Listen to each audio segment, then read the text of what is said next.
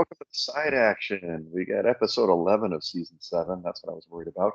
My name is Jim Weglars, aka Wegs. You can follow me on X and Instagram at Wegspool. And I'm Coop. You can check me on Instagram at Dalton Cooper or on X or God, words are hard today, Wegsy. It's hard.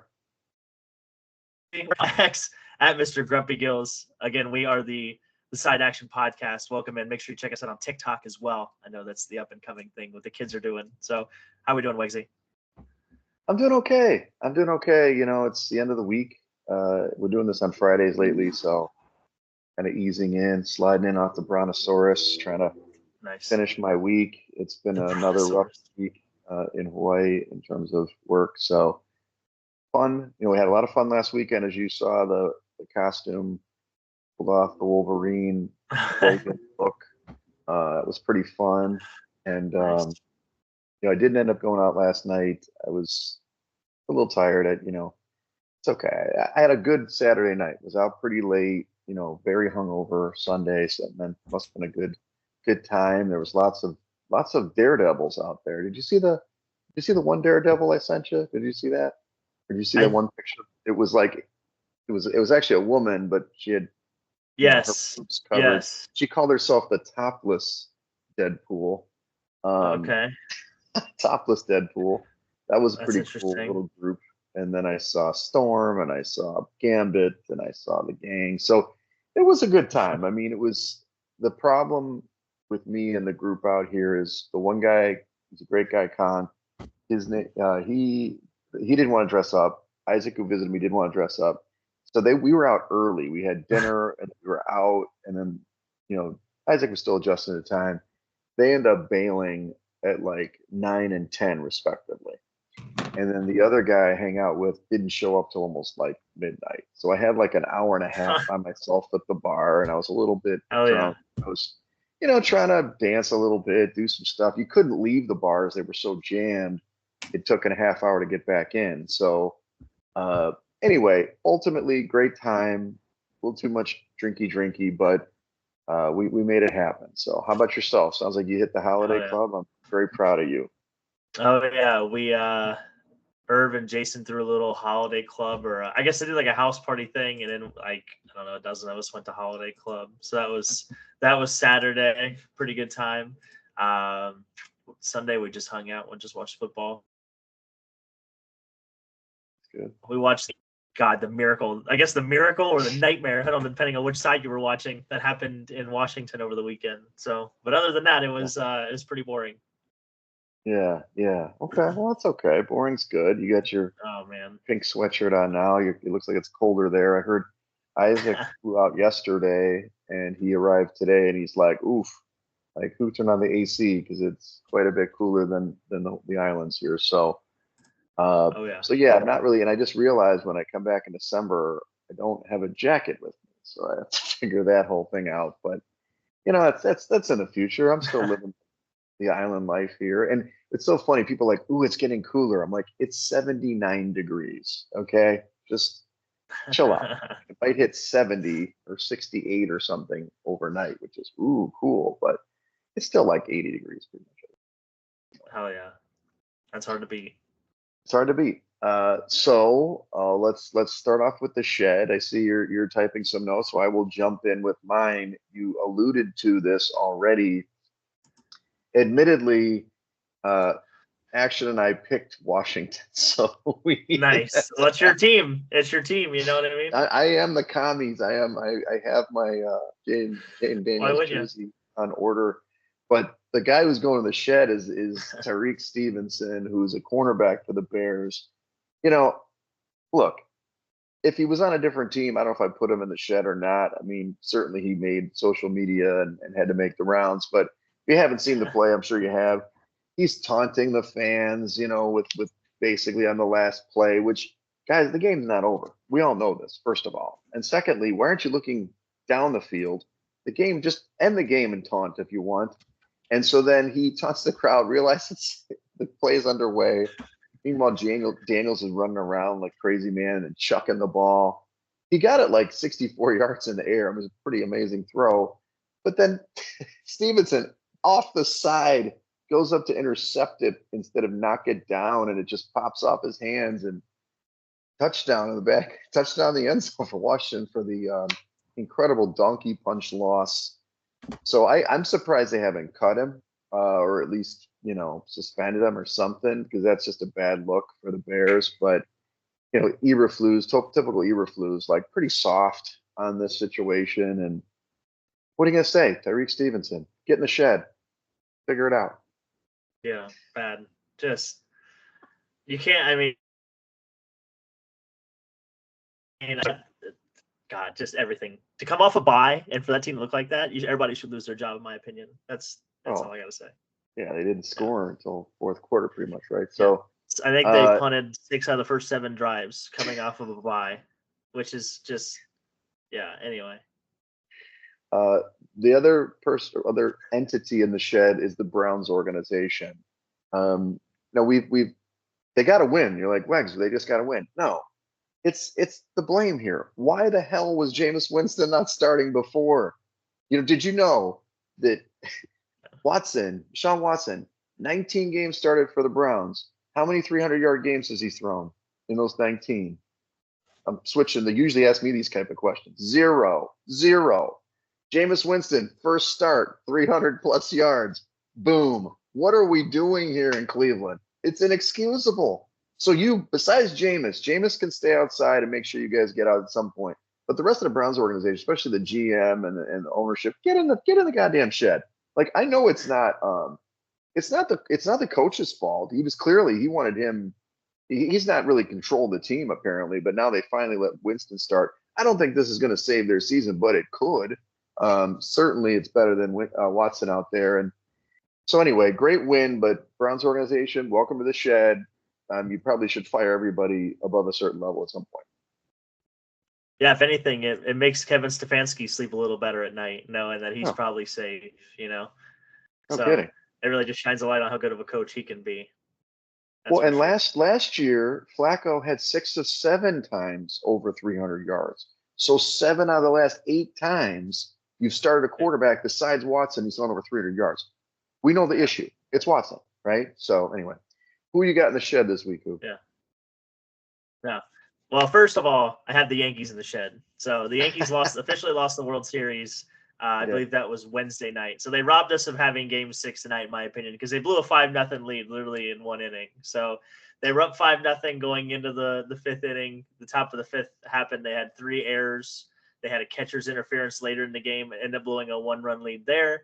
And that was all she wrote. The Dodgers won the World Series. I mean, the Dodgers were going to probably maybe equinox, win. That we had on Monday. Yeah, one day. Yeah, they're probably going to win. We could have had another equinox. We could. That's what I was really looking for. Yeah.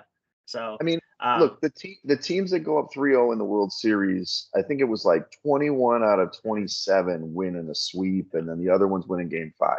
So it was like you knew they were going to win the series, but when you saw 5-0, I'm like, oh, we're going to 6. This ain't bad. And the terrible inning, you're right. And Rizzo, I mean, I don't blame Rizzo as much as Garrett Cole there, but it's like he could have hustled a little more, right? I mean, this is the World Series, right? Yeah, no kidding. But now the excuses and everything, really cracks me up. Also, I thought it was really funny that Freddie Freeman won MVP, and of course we know, Steph, the other Steph, is a big Yankees fan. Her last name is Freeman, so literally her favorite team got beat by a Freeman, which I just thought was so funny because he killed them the whole. Wink, wink in the club dub here, but he, like I said, he killed them the whole series. So the other team I had in this shed was the Utah Jazz. They are the only winless team in the NBA right now, and it does not look close. Their point differentials, I think, somewhere in the 60s. So through 5 games, which is just a tough place to be. So yeah, shout out to the Utah Jazz. You can go ahead and have a nice time in the shed. I mean, have time in the shed. Wear those nut huggers. Make sure everybody has enough nut huggers because that's all they're going to have this year is those tight shorts. And soaking. Yep. Right. So do you want to jump into Club Dub or you want me to go first? It's a hint in the Club Dub. Yeah, the hint in the Club Dub obviously is Freddie Freeman, who kind of hinted at that one. He was the first man to ever homer in 6 straight World Series games. dating back to obviously his time with the Braves. Yep. He is the first man to ever home run in the first 4 games of the World Series. That being 1, 2, 3, and 4. Excuse me. Second man ever in MLB history to homer in 4 consecutive World Series games. Carlos Correa, or no, it was George Springer did it in 2017, 2018 with the Houston Astros. So Freddie Freeman had a great series. You could tell he was definitely walk-off grand slam. That's never happened. Amazing. Yeah, you could definitely tell he was hobbled too, because the way they celebrated in Game 1 when he hit that walk-off grand slam, they were very ginger at home plate with him. They weren't like going crazy like you think they normally would. So, for him to have was what they were like, a high ankle sprain is what he's been dealing with. So, yeah, Freddie Freeman's in club dub, and then the other one I had written down. I got to look at my notes here. Well, the Freddie Freeman thing, I just wanted to say, first of all, Freddie, get in there, drink all the champagne you want. The parade's today. Did you hear that the home run when he hit the grand slam? It was the same exact time as when Kirk Gibson hit the home run to walk off in 1988. That is freaky. No way. That's what they said. I'm not making this up. I've heard this multiple times. Where'd you get that at? I don't know. Sports stuff. Huh. Yeah. Sports stuff. Nice. And another one I had was kind of ironic. I'm putting the Chiefs in club dub just because they're probably the least talked about 8-0 team or 7-0 team in probably the history of the NFL. I noticed that like Wednesday morning, I was just like sitting here watching TV like I randomly do as I'm working. And it's been like obviously since they played Sunday or whatever. And no one has said one word about the only undefeated team in the NFL. Yeah, ho hum. So if you're wrong, I hope this isn't taken out of context. Like they're the champs. I guess they're always in club dub, but like no one's talking about how they're 7-0 and how their defense is amazing. So I just, like I said, it kind of dawned on me, and I'm like, why is all these national news outlets and no one's talking about this team? So yeah, because there's all this garbage in the league, but you've got the Chiefs. You can count on Andy Reid and Patrick Mahomes and everybody else. Kicker's amazing. Everybody's good. Chris Jones should be probably defensive player of the year, and he's a stud. So get on in there, party it up. We haven't run another Super Bowl, but if you do, you're defying our you can't win 3 in a row thing. But we'll see what happens. Yeah. Well, hopefully, if a spin zone is if we praise him, maybe it'll start losing. Maybe we start giving a little bit of credit. It's like rat poison, right? I'm hoping that if we give him a little bit to feed on, yeah, there you go. So we'll see. Take the cheese. Okay, so you're not listing this other person. I'm just ignoring that note. Yeah, go ahead. So for me, club dub, we like teams sometimes because we like how the teams just whoop it up, especially in what we're going to call the Joe Flacco section, because he's back in. Everybody of the Colts is in there except for Joe Flacco, or except for Anthony Richardson. You are not allowed in there, sir. The rest of the Colts get in club dub. Joe will show you around. He knows the place well. The reason why is not because they lost the game against Houston. They lost 23-20. More importantly, they did put Joe Flacco as the starter this week, which is great. But did you know they're 7-1 against the spread this year, Coop? This team that really kind of stinks. They're 4-4. They're kind of in the middle there. They keep covering the spread. They defy all logic. So welcome to your winning bets. They did win the sign action, a pick last week. Get in there. Anthony, you needed to take a playoff. You're going to take the whole playoff in club dub, so stay outside. Everybody else get in there. Joe, pop some bottles. Let's go. Yeah, you know what they say, good teams win, but great teams cover. So That's right. The other one, we don't mention a lot of kickers. Sometimes we do. But nice. Your Arizona Cardinals, I know that you're one of your teams. No, I know not really. But the Cardinals beat Miami. This dude, Chad Ryland, in their last 3 wins, he's kicked game-winning field goals, man. 3 in the last 4 games, he's been the game-winning field goal guy. Kid is clutch. They obviously are leading the NFC West as of this moment, Coop. I don't know if you knew that. The Cardinals, this just in at 4-4, are leading the NFC West. That is crazy, mostly because of this guy. No, of course it's Murray. But Chad Ryland, hey, kickers matter sometimes, and he's getting it done. He is getting it done. And that's 2 weeks in a row, eh? So it's and it was 3 out of the last 4. I mean, the 3 wins. So come on, Chad. Don't drink too much. We know you got to kick again on Sunday. We've seen what's happened with Jets and other teams that don't have kickers. So Huh. let, let's get into college football here, Coop. Week 9 recap. Oh, You know, interesting stuff happened. Boise State. It was a good game. UNLV was they played what we want them to play. They just couldn't cover the number here. 29-24. Boise scored late. They did hold down Genti, the Heisman guy, who's probably going to finish second now, but we'll see how it goes. So Boise still get it. They're still in the mix for the playoffs, and we'll see what happens. I don't know if you got to see this game, but all the guys I listened to on VSiN, the Vegas guys, a lot of them went to the game. Were all pumped up, and they were a little sad come Monday or come. I guess it'd be Saturday morning because this was a Friday night. And then Nebraska, you called this one, I'm pretty sure. Nebraska had this winner. It was 21-17. Ohio State got the win, but Nebraska was winning. Ohio State had to do a late score to get this one in. So well done. Ohio State was a big favorite in this one, and Nebraska bounced back after that terrible loss against the Hoosiers. Does this mean the Hoosiers are better than Ohio State? Oh, no way. No transitive properties here. Especially they just lost an injury too. So okay. they probably do have the better head coach. Indiana probably does. Yeah. Who's their coach? So, it was the guy that came from James Madison. Makes sense. I can't remember his name, but yeah, he came from James Madison. But their starting quarterback just, I think, had thumb surgery, so unfortunately he's going to be done for a minute. Yeah, that sucks. Notre Dame. This one didn't work out the way we wanted it to. Notre Dame came in and just completely destroyed the midshipmen. Sorry, midshipmen, you're not undefeated anymore. And I think Notre Dame just scored again. It's 51-14 final score. That was just a destruction. I flipped it on. I'm like, oh, well, geez, they scored again. Oh, it's like every time I check the score, Notre Dame and another touchdown. So maybe Notre Dame wasn't going to look past the midship. And then A&M. This one, I know you liked A&M in this one.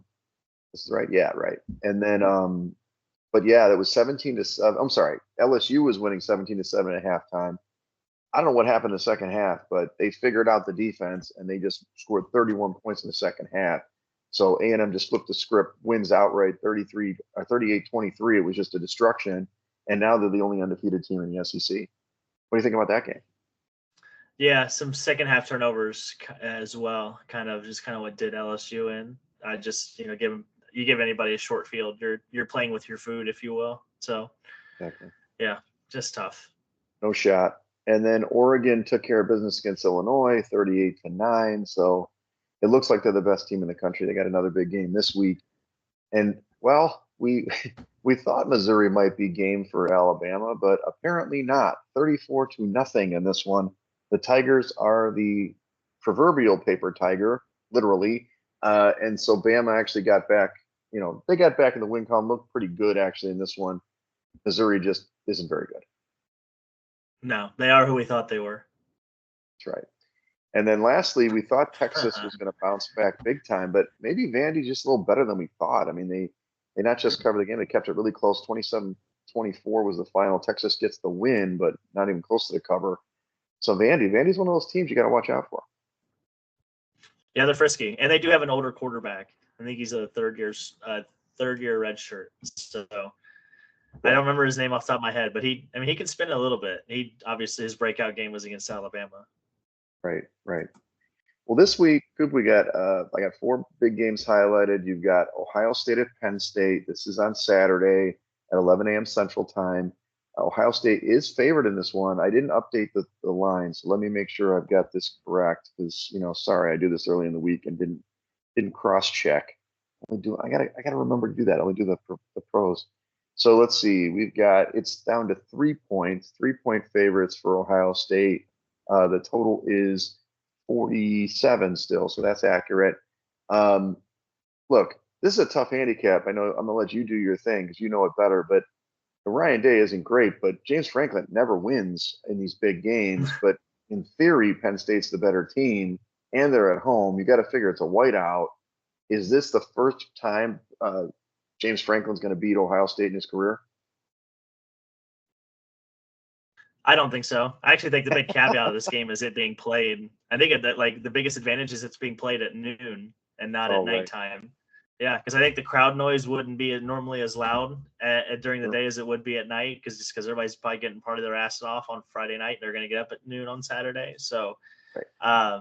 I think that's going to be a big factor. And then hopefully Ohio State gets back to running the football. Last week they kind of played with their food against Nebraska, like they never put them away. Will Howard is kind of a little revenge spot, if you will, revenge game. He's from Pennsylvania. He's always kind of wanted to play at Penn State, so he even kind of talked about that with the media on Wednesday. So yeah, I think the Buckeyes are the one team that I guess you could say they had a stinker game against Nebraska, but they're like the one team that's like considered nationally, like considered a serious contender that hasn't had a stinker game, that I would say. Like, Oregon struggled early. Alabama obviously had a couple stinkers. Like Texas had a stinker. Georgia had a Mhm. stinker. So like Ohio State's the one team you really haven't had a stinker from yet. I just don't see it happening. Okay. Yeah, I mean, I'll always bet against James Franklin until he proves otherwise. So I'll definitely lay that 3. So Oregon at Michigan. Oregon, I only put it on there because, obviously at some point Oregon may drop a game or at least, not cover a game. Oregon's a 14.5-point favorite at the Big House, 45-point total. This is at 2:30 p.m. Central Time on Saturday.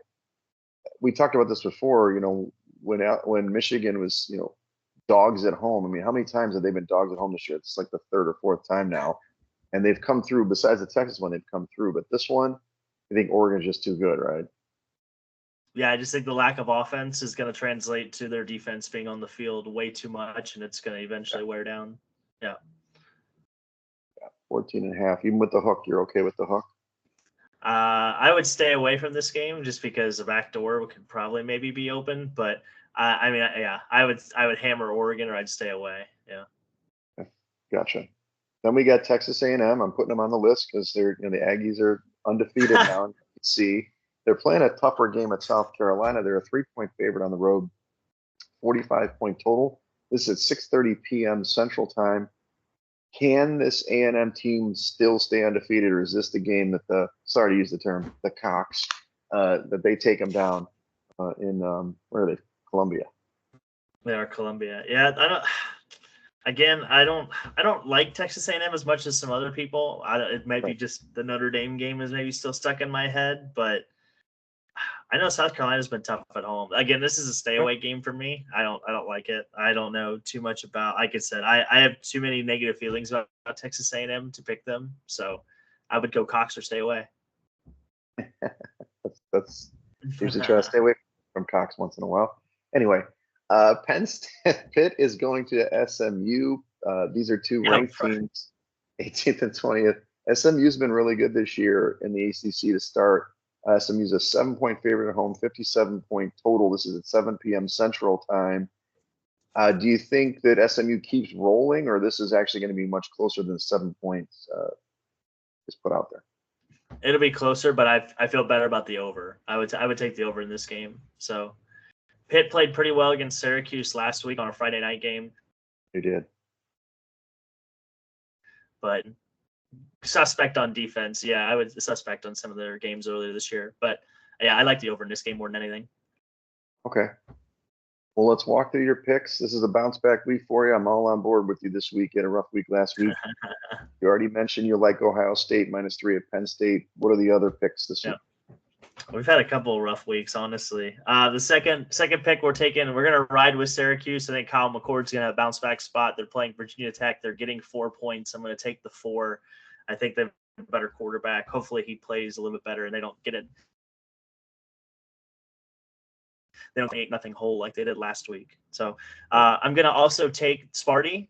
Michigan State is playing Wow. at Indiana, so I'm gonna go against the Hoosiers. I just think 8 points is too much. I think this is gonna be crappy kind of Michigan State game. Like this is going to be ugly. It's going to be 17-10 probably, or, and I think the low score, I think, like I said, it being that low scoring, I think 8 points is too many to give away. And then I'm going to take Nebraska. UCLA burned me 2 weeks ago. They're not going to burn me again. I'm taking Nebraska. Nebraska has been really good at home, and they beat up crappy teams at home. Their average margin of victory at home is over 10 points a game. So to give 7, I think, seems reasonable. And if you want to tease it up, maybe you can. But at least Nebraska has shown, even though they kind of got embarrassed, Indiana might be a little better than what we thought. But yeah, they've taken bad teams to the shed, and this UCLA is a bad team. Gotcha. So Just for clarification, I believe Michigan State is at home against Indiana this week. That may help your handicap even more. yeah. Oh, yeah. Sorry. Yeah, I wrote them backwards. They are at home. Yeah. Let's get in the NFL, Coop. Ayo. What can be said? The league is kind of regularizing, which isn't helping me in my personal picks in my pool. But we actually went 3-2 for the first time in like forever, so Ayo. that was exciting since week 1.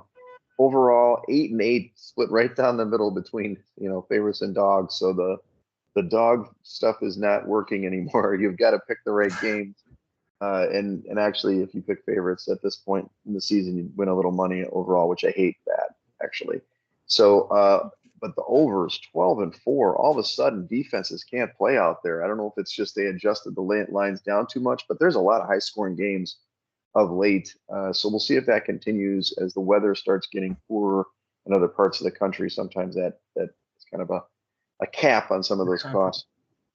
First game, this is more my podcast picks, not necessarily the official picks for the contest. I really thought the Titans were going to do okay. I really did, except they just kept giving the ball over at their own 20 to Detroit. How do you have a team, that has a quarterback that throws for like 150 yards and they score, 52 points? I mean, it was just insane. But it was actually under 100 yards. I'm sorry, but hey. It was kind of interesting. When I flipped the game on initially, I'm like, oh my God, it's like 28-14 in like the second quarter. What the hell is going on here? So obviously Detroit won going away in this one. Congratulations to them. They look really good. They're a juggernaut right now. Oh yeah. All line of scrimmage domination. That's all they do. The Lions are like the 49ers of last year too. We need to be on the trend of the teams that get done playing the Lions. They usually lose the week after that as well. Yes, that's true, which interesting point. We'll talk about that in a minute. Cleveland, we already mentioned that Jameis threw for the 300-plus yards. They win the game 29-24 with a late touchdown score. So they cover the 8.5. We did pick this one in the contest, so that was exciting. Yay, Jameis and the Browns, who are still in the shed. Miami, we talked about the Arizona game briefly. Arizona was trailing by 10 points in the fourth quarter. I mean, what happened? They couldn't run the ball anymore or something, or what? They looked pretty good early. Of course, they got that weird, Miami got that weird safety. I really thought they were going to win this game and cover, but they did not. They ended up losing outright 28-27 with that field goal, like I mentioned. Are you Fins out? Yeah. I've been Fins out. I don't know why we haven't traded Tyreek Hill yet, honestly. I'm surprised too. Okay, this one went your way. Atlanta, 2.5-point favorites at home. Actually, was on the road, I think, this one. Tampa did have a last gasp effort that could have gone that way. They did score some points. Final score 31-26 in this one, but Atlanta did cover the number. Just wasn't a lot of defense on the field for both sides in this one. Both teams are kind of over teams at this point. And then we talked about this. We actually took Indy in the contest. You had Houston -5. This was this game we talked about. You're probably on the right side, Coop. Anthony Richardson, 10 for 32, and they somehow cover the number. I don't know how that's possible. But 23-20 was the final score. It's just Houston they're struggling to score. And we saw that actually last night if you got to see the game. They just don't have enough weapons. Without, in this game, Stephon Diggs gets hurt. He's out for the year. We already know Nico Collins is kind of coming. He's still injured. Mixon came back last night, but they just don't have enough juice to keep up with high offense teams, even though 10 for 32. I think it's just the offensive line play is so bad. I mean, I think they've got plenty of weapons. I mean, they got Robert Woods as like their 5th wide receiver. I mean, I think they're fine in that department. They just CJ Stroud, every time he takes the ball, there's a guy in his lap. I mean, hell, he got sacked 8 times last night. Yeah. So. Yeah, I know. 8 times. That's rough. Well, keep following my Packers. They win again. They didn't cover the spread. This was another game. They were up 10 points in the fourth quarter. give up the late touchdown. They actually got the game tied and needed to win the game with a field goal at the end. They did win 30-27, pulled a 6-2, but Green Bay did not cover our number in the contest. Philadelphia, I know you like these guys. This was a tale of two halves. The first half, it was like Bengals played pretty good. Defense looks okay. Second half, destruction. I mean, Hurts was great. Saquon Barkley was great. They win that. They cover that 2.5 and win the game outright, 37-17. Joe Burrow's talking about 10 wins. How about winning the next game, dude? I mean, you're jumping ahead of yourself, right, Coop? I mean, what's he supposed to say? Like, what do you want him to say? Oh no, I think we can do it. Like, no, I mean, I want my franchise quarterback to be confident. I mean, he's not delusional yet. Give it a couple more weeks. If they lose to the Raiders, then we can talk about him being delusional. Right. We talked about Washington, the kind of miraculous catch there, a Hail Mary, but they cashed. They ended up closing as the favorite in this game. The contest line was 2.5. So it depends on when you got the number. I guess it didn't in the end because they covered, but it was getting a little dicey there. It was up to 3 at one point for the Bears during the week. So, even if they would have won the game by the 3, it would have been, a push for you, but they went in the last play of the game. Seattle, this was one of those 401k bets. We got to get off of that, pal. That was a rough whooping. I don't know what happened to Seattle. I remember your handicap, and I almost talked action into this pick, so thank God I didn't. 31-10. Buffalo looked great. I don't know. They're running the football tremendously. Obviously, Allen's not turning the ball over. That's big this year. But Seattle, what is going on with this team? It's like an every other week thing. They're good one week, terrible the next. What happened? I don't know. I got very upset after I saw it was like 17. Right. Nothing. There goes the 401k. So yeah, there it went. But no, and again, I think with them being so pass heavy, again, they don't complement their defense well. Sometimes they get into spurts where they go 3 and out. The next thing you know, the defense is on the field for, a half an hour, and it's just and then you're just you're playing from behind. So I don't know if it's a defensive adjustment strategy or an offensive adjustment strategy. I mean, they have Kenneth Walker. I don't see why they don't run the ball a little bit more, but yeah, I don't know. I guess that's why they get paid millions and I don't. I don't know. Well, let's go to the next one. Your losers go home game. We did take the Cowboys +4. They looked good early. Their adjustments were good in the first half, but Shanahan outcoached McCarthy. Shocker. Second and third, 21 points in the third quarter for San Francisco. They opened up the game plan, looked really good, but the Dallas had a shot late. I mean, it was 30-24 in the end. They did cover the number San Francisco, so we did lose this pick, but kind of, the bottom line is the Cowboys can't run the football, and it's kind of sad. But San Francisco goes into the bye at least on a positive note at 4-4. Yeah, I can't believe they didn't want to pay Derrick Henry $8 million to play for him. It's crazy. Hey man, why would you do that? I mean, he's still leading the league in rushing. Yeah, they don't that's way understand too he's a much money vegan. for that guy. He's a vegan. Way too much money. Yeah, he's a vegan. He's like superhuman anyway. He only eats like an avocado before a game or something. So that story.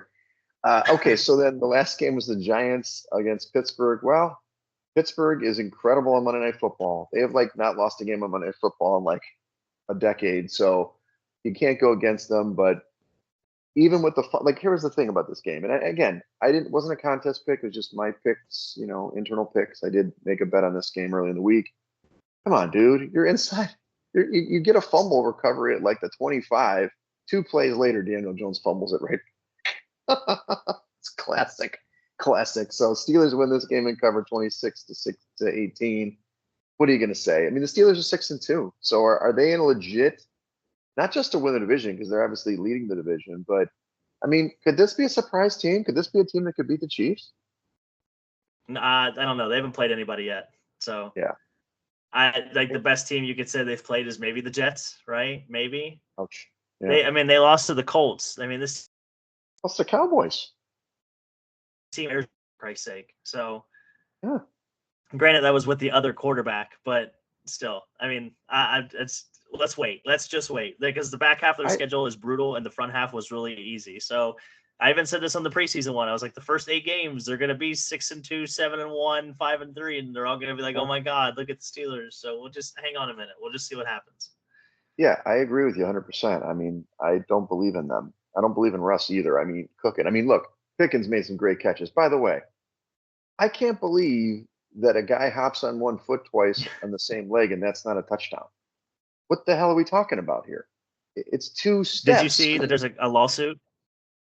Really?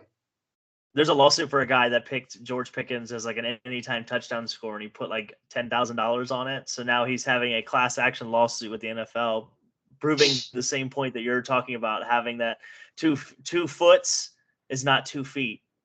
So Right. yeah. Right. I think they'll change the rule in the offseason. There's no question because that just doesn't make sense.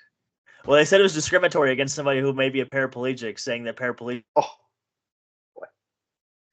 Incidentally, if you don't have 2 feet, yeah, because technically if you it's true. don't have 2 in the NFL. Not sure how you run that way, but you could hop. Anyway, we'll see. It was Pickens had 2 touchdowns that should have scored. Actually, he had 2 plays that were like that. Okay, so let's get to week 9. We've got San Francisco and Pittsburgh on the bye. Jets did win the game, and it was funny because I was on the Jets in my contest. Everybody, it was funny. It was like pros versus Joes this week. So Jets were 2.5-point favorites. Everybody really, oh, 6 Jets, right? I mean, the logical getting points. And I was the same way. I'm like, why are they favored? Listen to a bunch of stuff this week.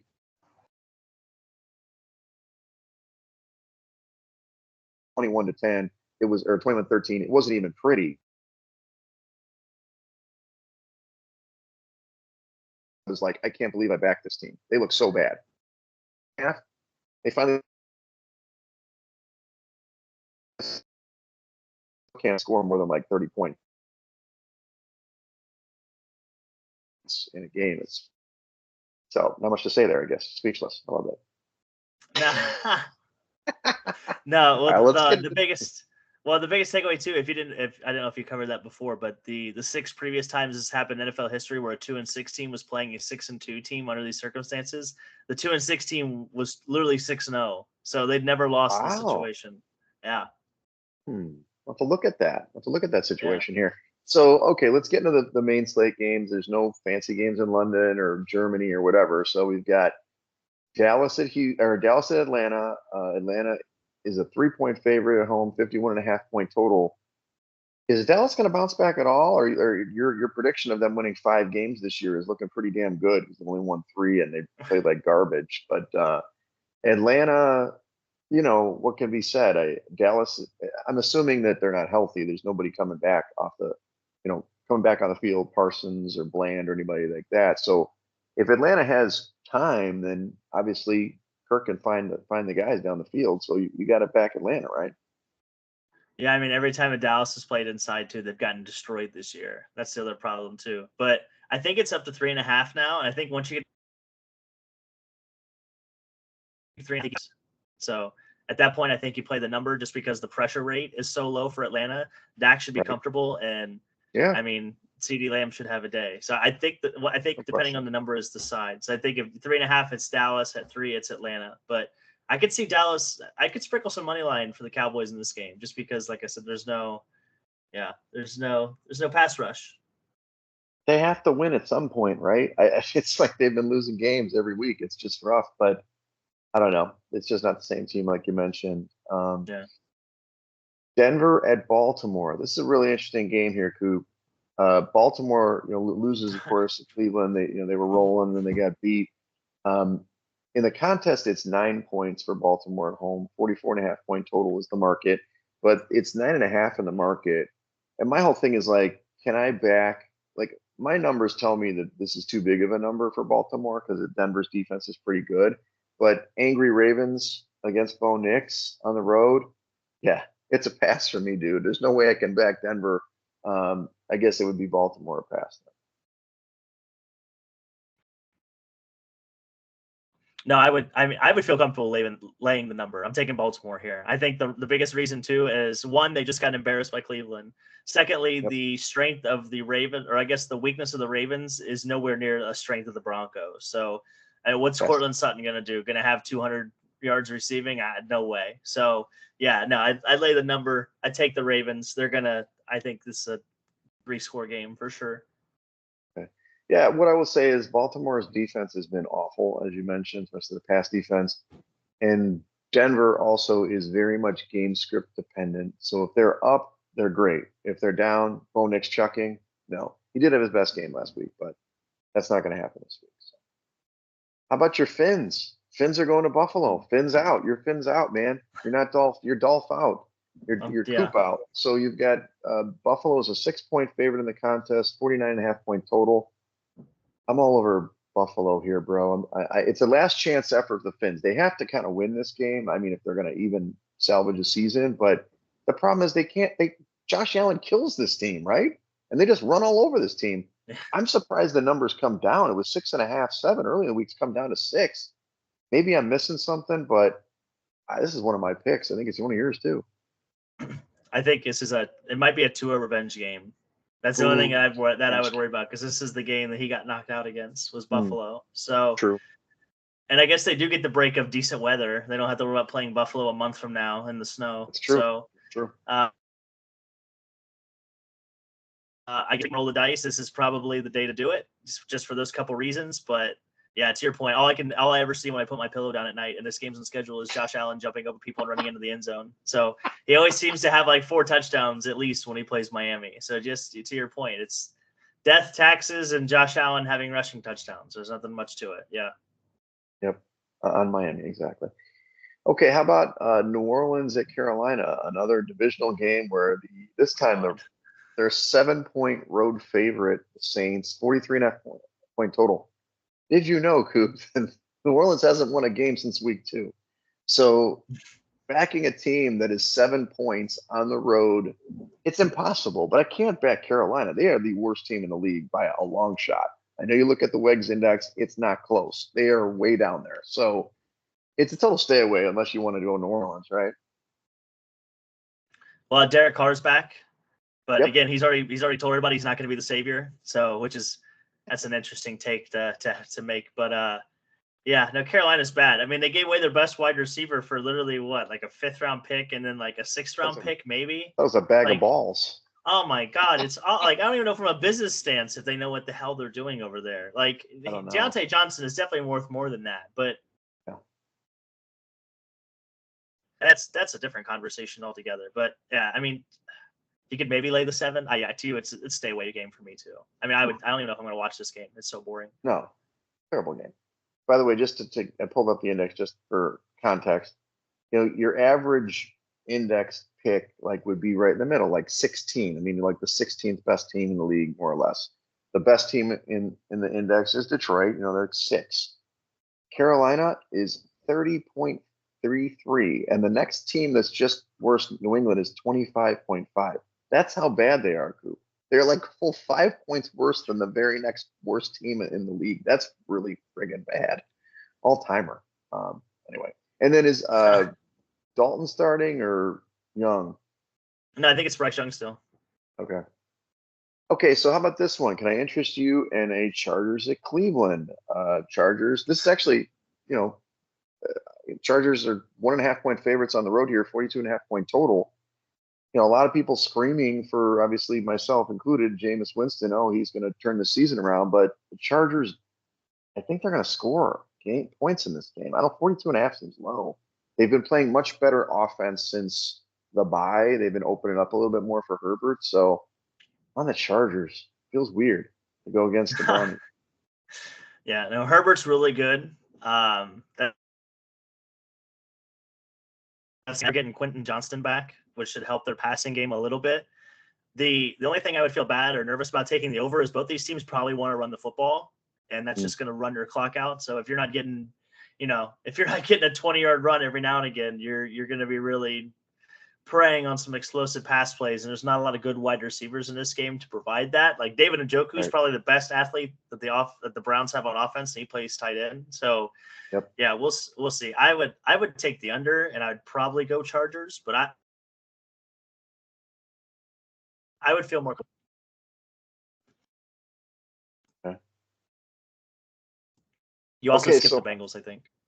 Did I skip the Bengals? Oh, that was unintentional. Sorry, Bengals, even though you guys stink. The Raiders at the Bengals. Bengals are 7-point favorites at home, 45.5-point total. this is a must-win game for the Bengals, right? I mean, not just they got to get to 10 wins because of Joe Burrow, but they got to win this game. But the Raiders are a little salty, man. These guys aren't great. They're not good. They're traveling from West Coast to East Coast, but I can't see the Bengals laying 7 points, man. I can't do it. I'd go Raiders here. They're actually one of my picks. Yeah, I mean the biggest problem too is Max Crosby's coming to town, and Orlando Brown Jr. is probably not going to play. T. Higgins is also doubtful because he got hit in practice a couple weeks ago, and he's got a big quad bruise. And yeah, I'm only salty because I traded for him in fantasy too. So yeah, that's neither here nor there. But yeah, I mean to your point, this team can't run the football really. I mean they're statistically, which really for the best efficiency running teams. It's just they don't run very much. So I don't know. Right. I don't know why they don't. Because I mean, both their backs aren't great, but they're not horrible either. So there's no balance, and I think that's what this team needs. So, but to your point, I think 7's too many. Yeah, I mean Minshew. It's all about Minshew and the turnovers. If he turns the ball over, they'll probably lose, maybe even not cover this number. But I mean, the Bengals have to. I've been waiting for the Bengals to like play well, especially defensively. And maybe it's this game, but I don't know. They're just not the same team as I expected them to be. Okay, so I go back to the order. We got Washington at the Giants. Washington is a 3.5 point. Actually, it's 4 point in the market, but the contest has 3.5 for Washington on the road at the Giants. 44 point total. Look, I was on Washington earlier week. They're my team. We know this. They're an index darling, so to speak. In fact, I believe they're the second in the index, right? Yeah, they're number 2 in the index besides Detroit. I don't love the game though, Coop. Look, when they played the last time, neither team punted, right? It was just ridiculous. Nobody even stopped anybody. Yeah, So I think at some point the commies are going to stub their toe, and I think it might be this one. I think the Giants are abysmal, but that defensive line, as you talked about before, at some point they're going to break through, and Washington's coming off the big victory. It would be Giants or pass here. I'm just safely passing because I can't pick against my commies.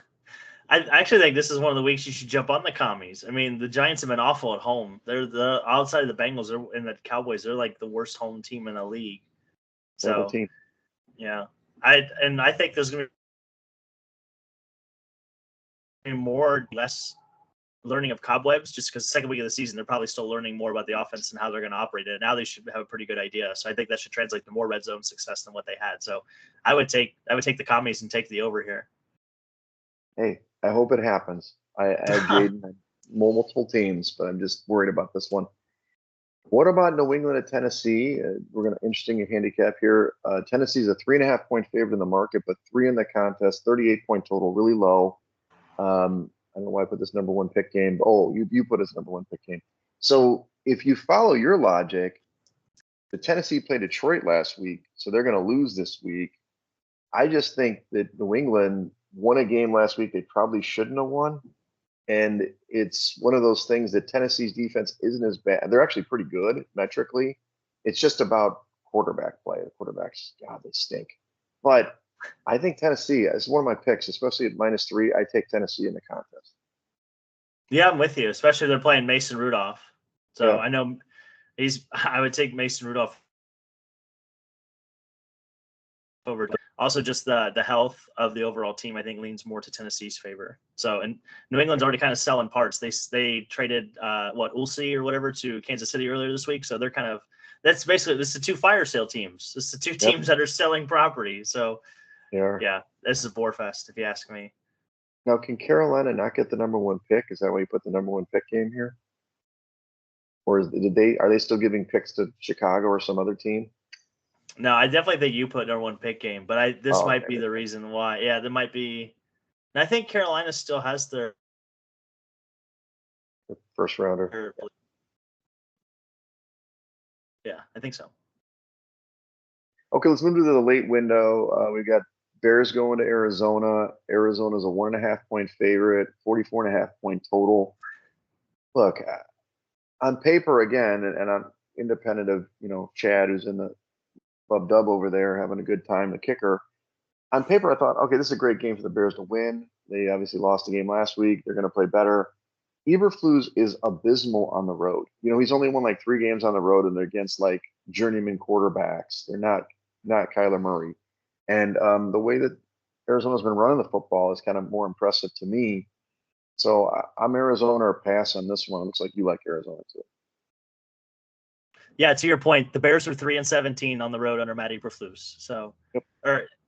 I think the last right. time you have to go back to a Bears road win on a Sunday is like 2021. So just to keep that in mind too. So, yeah, I mean, and I have no faith in his coaching staff. I mean, Shane Steichen is the worst offensive coordinator in the league by far. He's literally what Matt Canada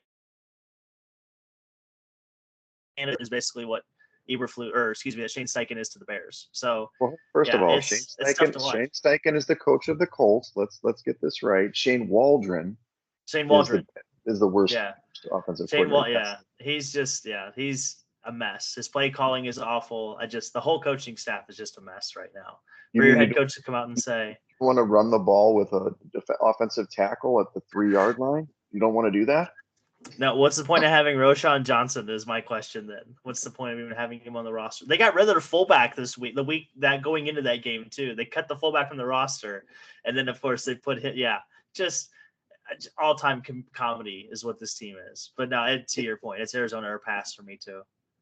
Yeah, and look, we could be wrong here, but, we'll see. I mean, look, Williams played good in the fourth quarter. I don't know what happened for the first 3 quarters, but we'll see. Jacksonville's at Philly.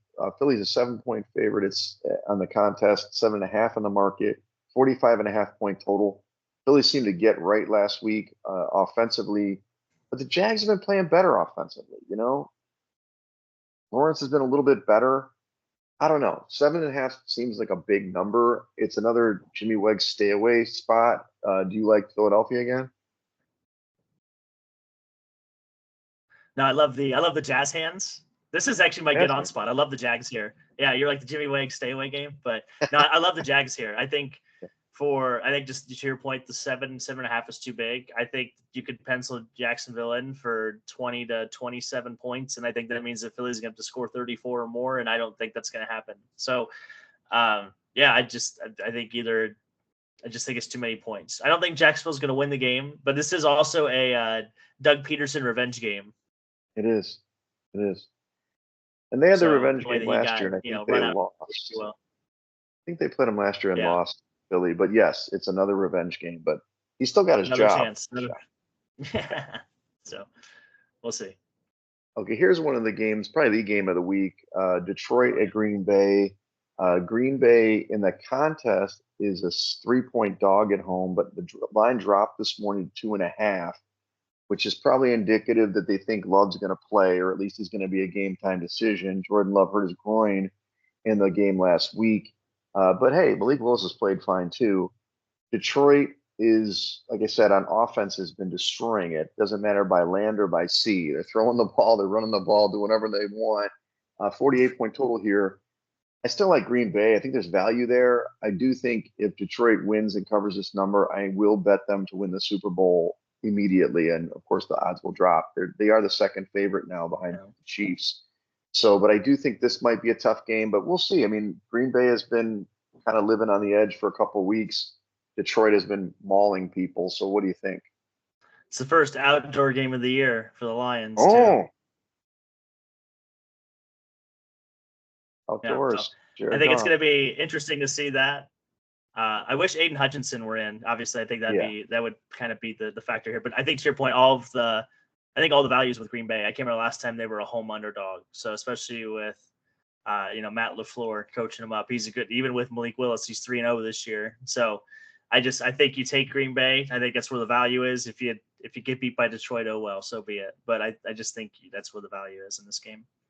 Well, I will say since Hutchinson's been gone, they said the yards per player is closer to like 6.5, where it was much lower or something. So like even the Titans put up like 6.6 yards a play last week, which is that's the Titans. So Green Bay's got the horses to push this up. The total seems a little light to me at 48, but if Malik's in there, of course it'd be a little bit lower, more of a running game.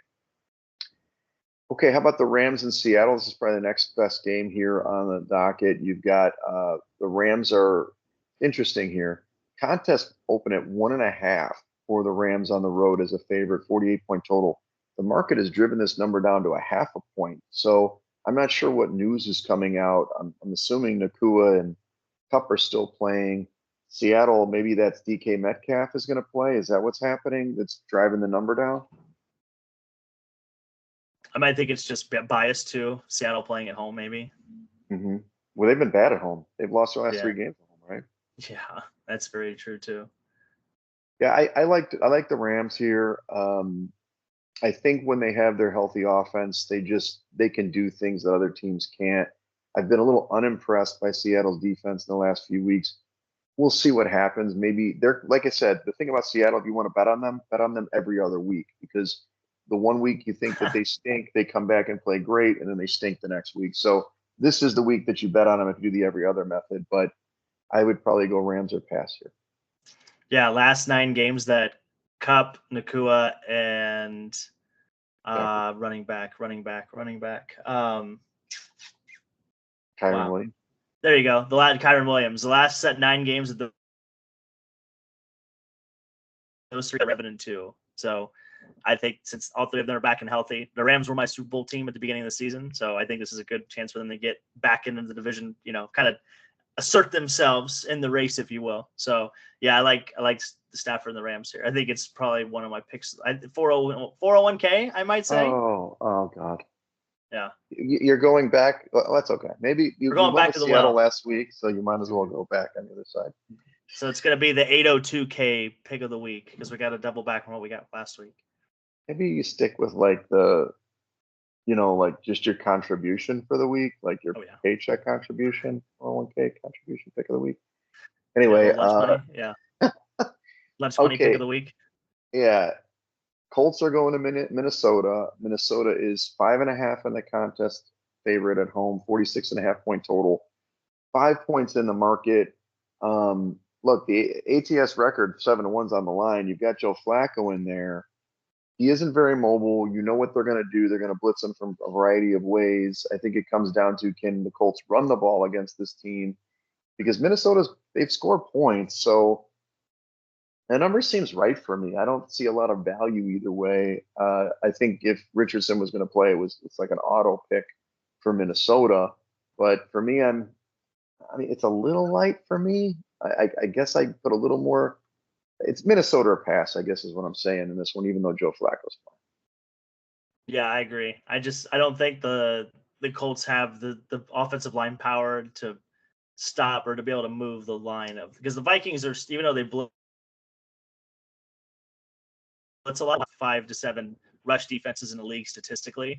The one game they got ran on was against the Lions, who have the best offensive line in the league. So Yep. to me, that's kind of a throwout. It's kind of an outlier, if you will. Like you just know that's going to happen. But I don't think the Colts have enough to protect Joe Flacco. He's almost 40 years old. I just don't think he's going to be able to evade pressure as well. So yeah, give me the Vikings. Okay. That was Sunday Night Football. I have to mention Extra that. rest And too. 3 days yeah, extra rest. Whole yeah. rest factors coming in. Yeah. And then Monday Night Football would have been a great, Super Bowl rematch type from a couple years ago. But now Tampa's at Kansas City. Uh, the market's 9-point favorites for Kansas City at home, 8.5 in the contest, 45.5 point total. The thing about Tampa is they're just banged up on defense. They have nobody on defense. They can't stop anybody. And it's not like the Chiefs are lighting the world on fire. So 8.5, 9 is a big number to cover. Saw that last week against the Raiders, and they didn't cover that number. But I don't know. That defense is so good. Kansas City, I think they're going to get after Baker. It's going to be a rough day. So I see this as a lower scoring game, probably an under game. I just don't know about that back in the Chiefs at that number. It doesn't mean I'm going to take the Bucks, but it's just a big number to cover. Yeah, no, I'm with you. I'd leave it alone just because, I mean, hell, they're not healthy on defense. They're not healthy on offense either. They're down Godwin. They're down Mike Evans. So, Yeah, oh I yeah. mean, they're throwing to Trey Palmer and their 2 running backs and Kate Otten, my guy Kate Otten, if you will. So, yeah, No I would touchdown. stay away from the number. I like your idea of the under here. I'm kind of with you. I think it's just like this is definitely a Kareem Hunt, grind it out, score a couple touchdowns, and go on. That's right. That's right. Okay, so that wraps up the picks. I'll go over my picks. We'll see if these actually hold up this week. It's been a rough couple weeks. Buffalo minus the 6 at home. Tennessee minus the 3 at home. This is a contest line. 3.5 is the official line. I'd take the Raiders on the road plus the 7 against Cincinnati. Chargers minus 1.5 on the road against the Browns, and then the Packers plus 3, which right now is 2.5. But I'd still probably take 2.5. The value there for the Packers at home. Yeah, you're gonna sweat it out, baby. Just buckle in. Yeah, buckle in. It's only gonna be like 2:00 in the afternoon when you watch that game, so I don't know what you're sweating. No, more like 11 in the. Wait, no, that one's that's an early game. Oh no, it'll be a late game. No, the That's game's over by 2. Game's over by 2, dude. Oh, actually, we got a time change. I forgot about it. 3:00. Be over by 3. Oh, nice. So there you go. See, then you have the whole rest of your evening to forget about it. So, but no, I'm going with the Cardinals minus 1.5. I'm taking the Browns plus 1.5. I'm taking the Rams at minus 1.5. I love that number this week. The Vikings are minus 5.5. I'll take them, and I'm going to take Buffalo minus 6 because I am Dolph out. Dolph out. Well, let's go to the contest. The Survivor, only 23 knockouts, so there's 191 people left. I'm all the way up. I'm all the way out. You're all the way up. 23 knockouts right now for the Survivors contest, so there's still hope for some people. 191 people left. Plenty of time left though. Side action went 3-2. Finally, good God, it was 2-3 for like 4 weeks in a row. We are, exactly. 4,000th place is not really something to beat your chest on, but hey, we can build on it. There's one more week in this quarter, and then there's a 4-week quarter. That's probably our best shot at getting money if we do a good, quarter there.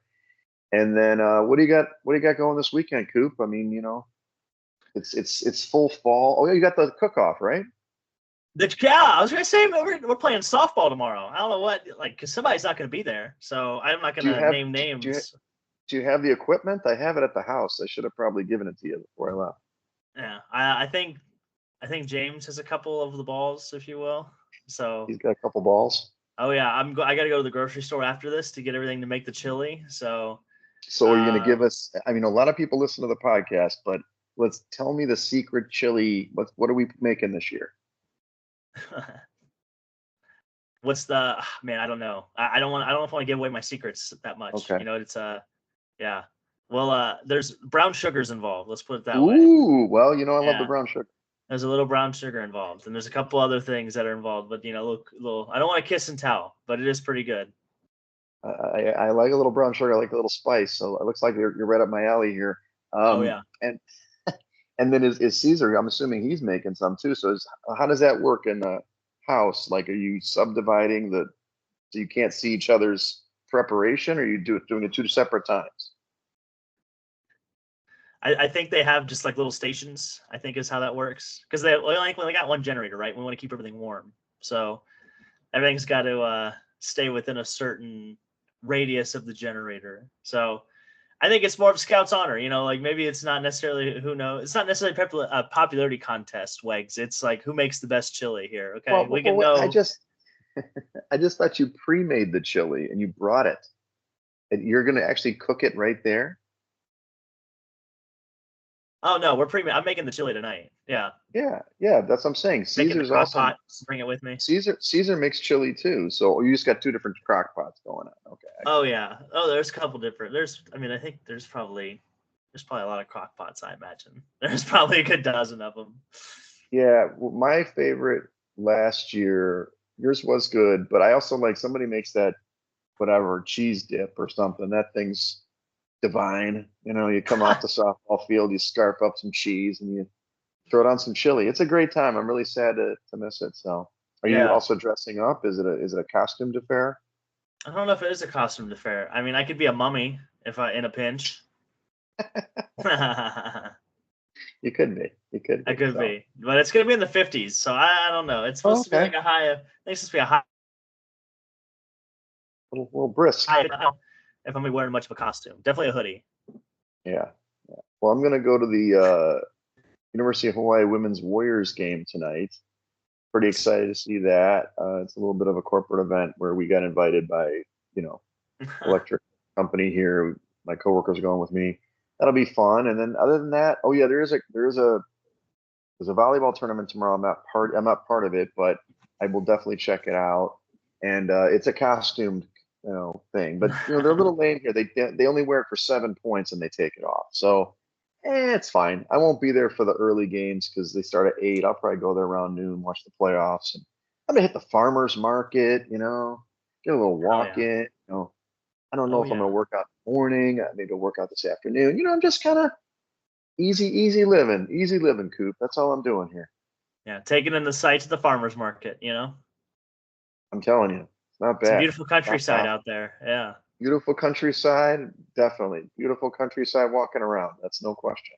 No question. So, okay, well, I love follow a fresh us. pineapple. I love pineapple. Uh, you're killing me. So follow us, Side Action Pod on X and Side Action Podcast on Instagram. Don't forget about us on TikTok, like he said. Follow me on X and Instagram at Wegspool. And you can check me out on Instagram at Dalton Cooper, on X at Mr. Grumpy Gills. Man, that outro was so much better than the intro. Look at that. And also check us out. We are the Side Action Podcast. Check us out on Instagram, on X, and on X at Side Action Podcast. Whatever you do, Wegs will come find you if you don't follow us on TikTok. And I don't want to see that happen. So I'm just warning everybody now. I would just really prefer we don't even have to worry about crossing that bridge, and everybody just like us on TikTok. Yeah, follow us on TikTok, not just the bots, those Russian and Asian bots on there, because there's several of them following us now. You save that for your ex, That's on there too, trust me. Anyway, well, have a great weekend, Coop. Everybody take care. Good luck in the bets. Yeah, love you guys.